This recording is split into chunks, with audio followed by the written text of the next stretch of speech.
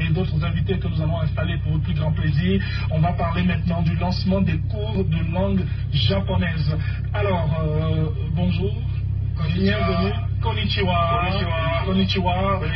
On a M. Sako Lanciné et M. Oswald Kwame. Vous allez bien? Ouais, ça va. Genki ça va bien. Ah, ok. Donc, konnichiwa, genki desu. Ok.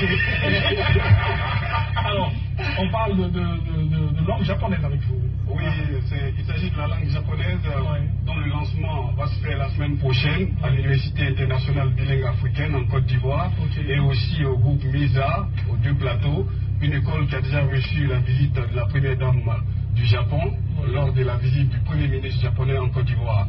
Et aujourd'hui, je suis sur le plateau avec des figures de proue dans l'univers des Ivoiriens au niveau du Japon, notamment Sako Lanciné, qui est un ancien boursier ivoirien du Japon, qui est ingénieur en informatique et l'ancien président des jeunes Ivoiriens du Japon. Ok. Sako-san.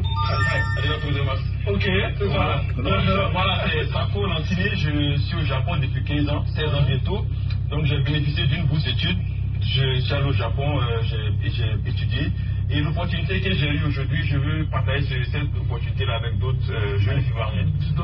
Voilà. Donc nous allons mettre en place un institut japonais qui va permettre aux jeunes Ivoiriens, n'ont pas besoin d'aller au Japon, ils peuvent étudier le japonais ici directement.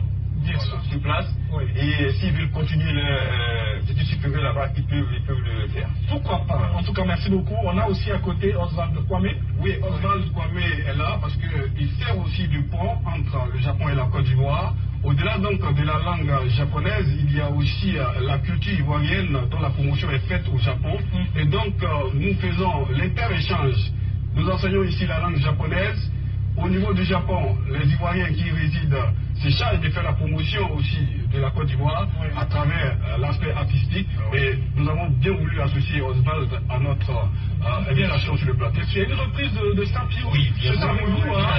Et des Japonais.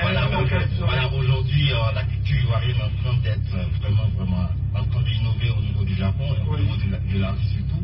Donc, vous voyez des Japonais qui chantent en bété, en baruli, au classique. Et puis repris là-bas et c'est ça. Merci. C'est vraiment un grand échange culturel aussi. Merci, voilà qui est bien. Donc le lancement des cours aura lieu quand? La semaine prochaine, à partir du lundi. Et donc nous souhaiterons remercier les fondateurs des différents établissements, notamment l'Université internationale bilingue africaine, la professeure Assieso Anne-Marie, qui n'a ménagé aucun effort pour pouvoir nous donner les locaux afin de pouvoir dispenser les cours de langue japonaise, de même que le docteur Kwasi Ambroise du groupe MISA, qui est à notre disposition et qui aussi sert de pont entre le Japon et la Côte d'Ivoire. Avant de vous laisser, nous souhaiterons vous donner rapidement nos contacts qui sont les suivants: le 48 34 56 48 et aussi le 06 48 52 01, et vous dire que les athlètes, les sportifs ivoiriens vont participer aux Jeux Olympiques à Tokyo. Il serait souhaitable qu'ils rentrent en contact avec nous pour qu'on puisse leur injecter le virus de la langue japonaise. Comment tu as déjà connu? Arigato gozaimasu. Arigato gozaimasu. Arigato gozaimasu. En tout cas, merci. Vous restez un instant avec nous.